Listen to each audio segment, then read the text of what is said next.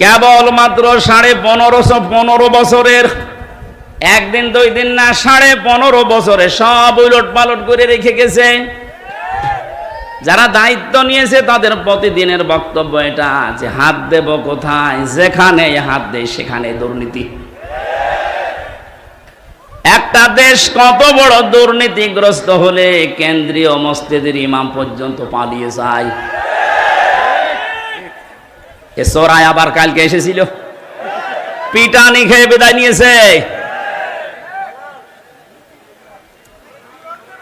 মসজিদের ইমাম পালিয়ে গেছে, ও যদি আবার ফিরে আসলে এই রকম অবস্থা হয়, তুমি চট করে ঢুকে পড়বা, আর তোমার কিছুই হবে না। আসো, কথা বলেন না কেন? কিচ্ছু লাগবে না ভাই, যে খায় তাদেরকে দিয়ে দেন। এই কথা বলবেন না, যে যেখানে আছেন ওখানে বসে।